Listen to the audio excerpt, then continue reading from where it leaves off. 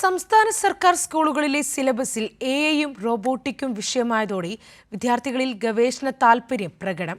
AI face sensing game, robotic കിറ്റുകൾ ഉപയോഗിച്ചുള്ള ഗെയിമുകൾ കാണാനും പഠിക്കാനും പൊതുവിദ്യാഭ്യാസ വകുപ്പിന്റെ കൈറ്റ് കൊല്ലത്തെ എൻ്റെ കേരളം പ്രദർശനമേളയിൽ രക്ഷകർത്താക്കൾക്കും വിദ്യാർത്ഥികൾക്കും അവസരമൊരുക്കി.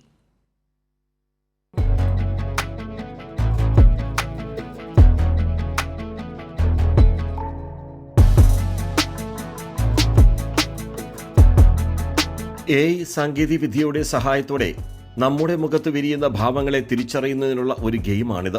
സ്കൂളുകളിൽ കുട്ടികൾ പഠിക്കുന്ന സ്ക്രാച്ച് പ്രോഗ്രാം ഉപയോഗിച്ച് നിർമ്മിച്ചു.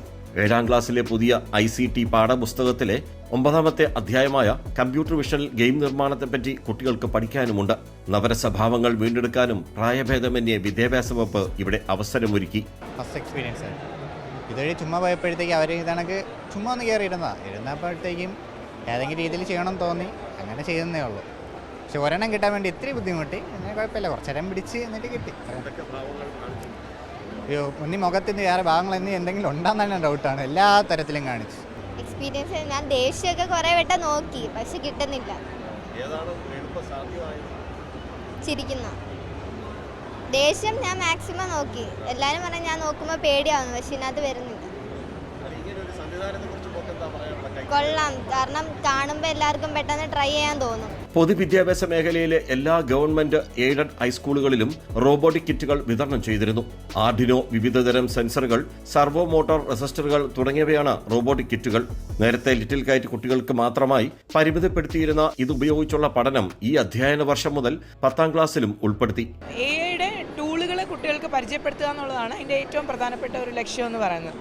ഇപ്പോൾ പൊതുവിദ്യാഭ്യാസ വകുപ്പിൻ്റെ ഒരു ഇനിഷ്യേറ്റീവാണ് നമ്മുടെ കൈറ്റ് എന്ന് പറയുന്നത്. കൈറ്റ് ലിറ്റിൽ കൈറ്റ്സ് എന്ന് പറയുന്ന ഒരു ക്ലബിൽ കൂടി കുട്ടികൾക്ക് ഈ സാങ്കേതിക വിദ്യയുടെ ഉന്നത തലങ്ങൾ പരിചയപ്പെടുത്തി കൊടുക്കുന്നുണ്ട്. അപ്പോൾ അതിൻ്റെ ഭാഗമായിട്ട് തന്നെ ഇപ്പോൾ ട്രെൻഡിങ് ആയിട്ടുള്ളൊരു മേഖലയാണ് AI എന്ന് പറയുന്നത്. അപ്പോൾ AIയുടെ വേരിയസ് ഫീച്ചേഴ്സ് കുട്ടികൾക്ക് പരിചയപ്പെടുത്തി കൊടുക്കുക എന്നുള്ളതാണ് ഇതിൻ്റെ ഒരു പ്രധാനപ്പെട്ട ലക്ഷ്യം. നമ്മൾ ട്രെയിനിങ് കൊടുത്തിട്ടുണ്ട്.